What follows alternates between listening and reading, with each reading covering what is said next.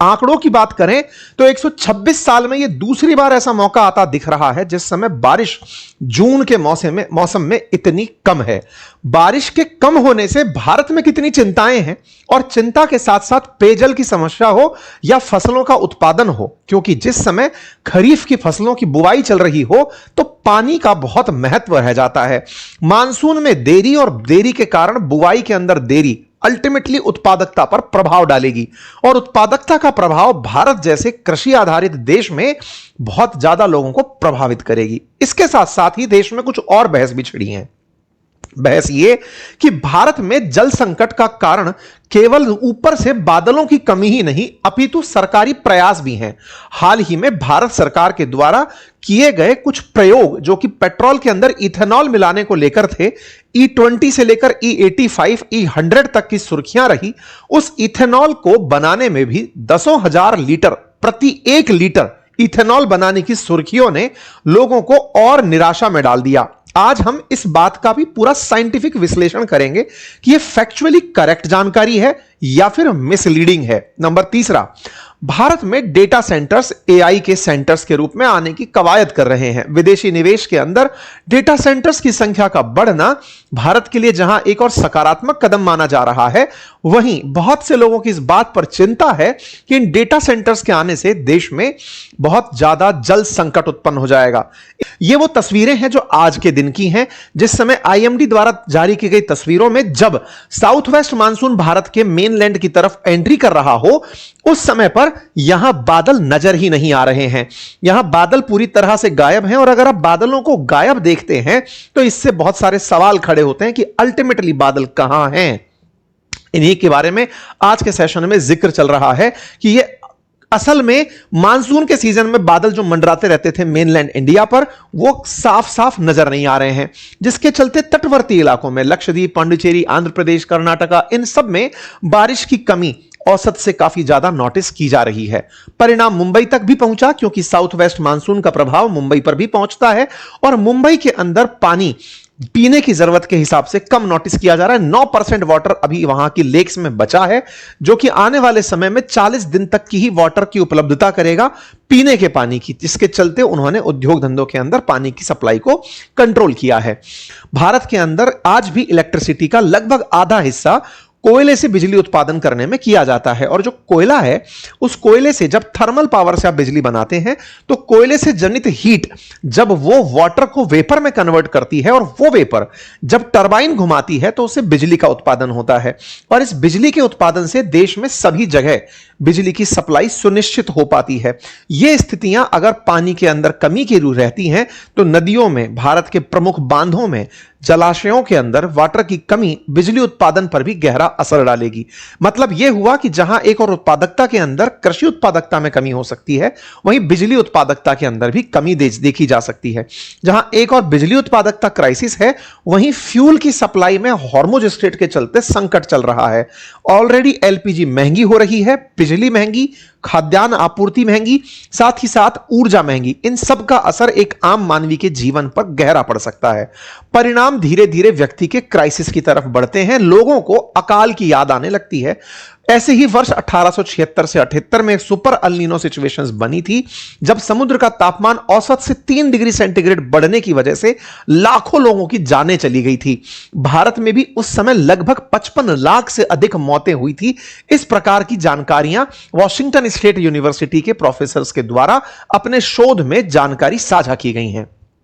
मतलब यह है कि पानी की कमी है, पानी की कमी चिंता का विषय बन सकती है। लेकिन इस वाटर क्राइसिस के अलावा भी एक चर्चा और है कि प्राकृतिक रूप से जल नहीं आ रहा, समझ में आया, लेकिन हमारी जो उपलब्ध जल है उसमें से बहुत सा जल हमारी धरती के अंदर भी है। धरती से हम लोग उपलब्ध जो जल पीते हैं उसको हम ड्रेन करके निकालते भी हैं, मतलब बोरवेल्स के माध्यम से, कुओं के माध्यम से, नहरों के माध्यम से पानी लेते हैं। ऐसे में इथेनॉल जो वर्तमान में सरकार ने ऊर्जा के एक बेहतर विकल्प के रूप में जनता के सामने प्रस्तुत किया है, उस इथेनॉल के उत्पादन में 10,000 लीटर प्रति 1 लीटर इथेनॉल के उत्पादन में खर्च हो रहा है। सोशल मीडिया पर आए दिनों इस तरह की रील बड़ी वायरल हो रही हैं कि यदि भारत में पानी का क्राइसिस है तो हम इथेनॉल पर अपनी निर्भरता क्यों बढ़ा रहे हैं। इथेनॉल को बनाने में जो रॉ मटेरियल यूज हो रहा है उससे कितना ज्यादा पानी खर्च हो रहा है। सोशल मीडिया पर इस तरह की बड़ी रील्स वायरल हैं जिसमें यह कहा जा रहा है कि 1 लीटर इथेनॉल बनाने में 10,000 लीटर तक पानी खर्च होता है। 1 लीटर इथेनॉल बनाने में 10,000 लीटर पानी तब जब वो चावल से बनाई गई हो। अगर इथेनॉल गेहूं मक्का से उससे गन्ने से बनाई गई हो तो उसके अंदर लगभग 3,000 लीटर पानी खर्च होता है। इस तरह की जो बातें हैं इससे लोगों के मन में एक भय और आशंका उत्पन्न होती है। इसका एक बार आंसर करने का प्रयास करते हैं। जहां तक बात हो इथेनॉल की, तो इथेनॉल के लिए रॉ मटेरियल की आवश्यकता होती है जिनके फर्मेंटेशन से इथेनॉल बनता है, जिसमें राइस, मेज, शुगर केन भारत के अंदर फर्स्ट जनरेशन क्रॉप्स हैं जिनके उपयोग से फर्मेंटेशन से इथेनॉल बनाई जाती है। 1 लीटर इथेनॉल बनाने में लगभग 2.5 किलोग्राम के आसपास चावल की जरूरत पड़ती है और उस चावल से इथेनॉल बनाते समय मात्र 5 लीटर अधिकतम जल की आवश्यकता पड़ती है। तो बड़ा सवाल यह है कि जब हमारे टोटल प्रोडक्शन जो इथेनॉल का हो रहा है उसमें 22% राइस से इथेनॉल बन रहा है और उसमें 5 लीटर ही पानी खर्च हो रहा है, तो ये रील्स में 3,000 लीटर, 10,000 लीटर की बातें कहां से आई? तो उसके पीछे की कहानी भी जान लीजिए। कहानी यह है कि राइस उत्पादन में, अब ध्यान से समझिए, राइस से इथेनॉल बनाने में 5 लीटर पानी, लेकिन राइस उत्पादन में जो पानी खर्च हो रहा है, कौन सा? राइस के पौधे को 1 किलो या राइस की खेती से 1 किलो चावल प्रोड्यूस करने में जो पानी कंज्यूम होता है 1 किलो के अंदर, वो 5,000 लीटर होता है।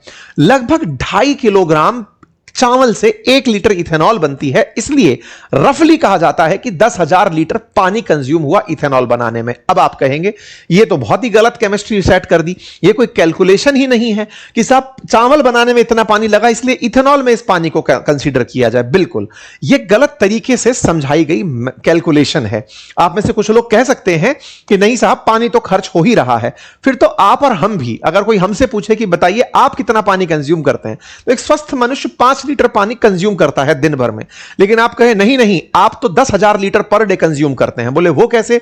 बोले आपके जो कपड़े बने थे उसमें जो डाई का इस्तेमाल हुआ था उसमें इतना पानी लगा, आपने जो बत्ती जलाई थी जिससे एसी चला था, आपने जो लाइट जलाई थी उस लाइट के प्रोडक्शन में थर्मल पावर पे इतना पानी खर्च हुआ था, आपने जो घर की साफ सफाई की उसमें इतना पानी खर्च हुआ, घर बनाने में इतना पानी खर्च हुआ। ये वैसी कैलकुलेशन हो जाएगी। इसका मतलब चावल से इथेनॉल बनाने में जो पानी खर्च हो रहा है वर्सेस चावल पैदा होने में जो पानी खर्च हो रहा है, ये दोनों अलग हैं। सवाल यह है कि क्या भारत चावल ताजा ताजा पैदा करना शुरू किया है या भारत में चावल की खेती होती आई है? तो आंसर है चावल की खेती होती आई है। इसका मतलब सरप्लस स्टॉक जो हमारे पास चावल का था उससे इथेनॉल बनाया जा रहा है। ऐसे ही शुगर केन के ऊपर भी लागू होता है, क्योंकि हमारे देश में शुगर केन के उत्पादन से जो चीनी बनाई जा रही थी, बहुत सी हमारे यहां पर गन्ना से बनने वाली जो गन्ना चला के रिफाइन करने वाली जो रिफाइनरीज हैं, शुगर रिफाइनरीज, वो पेमेंट नहीं कर पा रही थी किसानों के। लेकिन आज की स्थितियों में अगर हम बात करें तो उस बनी हुई शुगर से इथेनॉल बनाया जा रहा है। अब सवाल यह है कि गन्ने के 1 किलो गन्ने का रस निकालने के लिए जो पानी इस्तेमाल हुआ वो 2,500 लीटर है, तो वो खेती में इस्तेमाल हुआ है और भारत में ये इथेनॉल आने से पहले से होता आ रहा था। अब सवाल यह है कि इथेनॉल के आने से क्या यह उत्पादकता इन्हीं फसलों की ज्यादा नहीं होने लगेगी, लोग इनकी तरफ नहीं बढ़ेंगे? यह निश्चित ही भविष्य में भारत के लिए एक संकट और सोचने की बात हो सकती है। लेकिन वर्तमान में जो बात है, संभवतः अब आपके मन में उस चीज की चिंता थोड़ी सी कम हुई हो कि साहब इथेनॉल पता नहीं कितना पानी पी रहा है। नहीं, इथेनॉल बनने में, चावल से बनने में या मक्का से बनने में बहुत कम पानी कंज्यूम हो रहा है। ठीक है साहब, तो ये जो फैक्ट आप देख रहे हैं, इस फैक्ट को थोड़ा सा क्रॉस चेक कर लीजिए कि ये उत्पादन में फसलों के खर्च हुआ पानी है, ना कि इथेनॉल के उत्पादन में। ये पब्लिसिटी गलत हो रही है। अच्छा, आगे बढ़ते हैं साहब। तो भारत के अंदर जल संकट है, क्या यह सत्य है? बिल्कुल है। मानसून की कमी है, यह सत्य है? बिल्कुल है। एक और फैक्ट है, और वो क्या? ये तो सच है कि भारत में फ्रेश वाटर 3% ये पीने लायक, अर्थ पर ही 3% है पीने लायक जो पानी है। लेकिन भारत के साथ में चिंता का विषय, भारत में तेजी से बढ़ता एआई का इस्तेमाल और बनते डेटा सेंटर्स हैं। इसमें सत्यता है कि जो डेटा सेंटर्स बनते हैं इनके कूलिंग में बहुत पानी की जरूरत पड़ती है। असल में डेटा सेंटर्स समझिए कि बहुत बड़े बड़े सुपर कंप्यूटर्स हैं जिनमें जीपीयू लगे हुए हैं सीपीयू की जगह, तो वो जो प्रोसेसिंग होती है उसकी कूलिंग में पानी की जरूरत पड़ती है। इसी चलते चाइना जैसे देश आजकल डेटा सेंटर्स को अंडर सी बनाने का काम कर रहे हैं, समुद्र के भीतर ले जाकर के, कि ताकि कूलिंग प्रॉपर तरीके से चलती रहे। इसका मतलब भारत में अगर डेटा सेंटर्स तेजी से आ रहे हैं तो डेटा सेंटर्स के लिए पानी की आवश्यकता होगी, और वो जो पानी की आवश्यकता है, जैसे एक मैं फिगर आपके सामने रखूं कि एक अगर मध्यम आकार का डेटा सेंटर प्रतिदिन 11 लाख लीटर पानी उपयोग कर सकता है। वहीं हाइपर स्केल पर AI data centre 20 lakh litre से लेकर 2 करोड़ लीटर तक का पानी यूज कर सकता है, जो कि कम से कम 50,000 लोगों की आवश्यकता के बराबर होगा। तो भारत के लिए डेटा सेंटर निश्चित ही एक चुनौती और सोचने का विषय है। केवल इतना ही नहीं, इसमें जो यूज होने वाली बिजली है, वो बिजली का उत्पादन भी पानी से अगर किया जा रहा है तो भी अपने आप में एक वो है। हालांकि डेटा सेंटर्स के कूलिंग के लिए और तरीके इजाद किए जा रहे हैं और इसमें अच्छे स्टैंडर्ड्स फॉलो किए जा रहे हैं, लेकिन हां, डेटा सेंटर्स के अंदर अगर प्रॉम्प्ट्स की बात की जाए तो 6.1 billion gallon of water use होता है हमारी प्रॉम्प्ट्स के चलते, क्योंकि 6,80,000 किलोवाट पावर कंज्यूम कर जाता है हमारी प्रॉम्प्ट्स की वजह से पानी।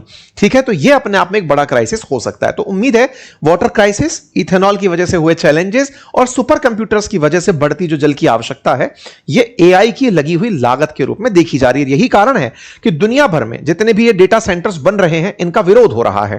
खैर, फिलहाल के लिए जल संकट और उसके समाधान की जो चर्चाएं हैं वो आपने हमने अच्छे से करी। अगर आपको यह जानकारी पसंद आई हो तो साथियों से साझा करें, चैनल पर नए हैं तो सब्सक्राइब करें और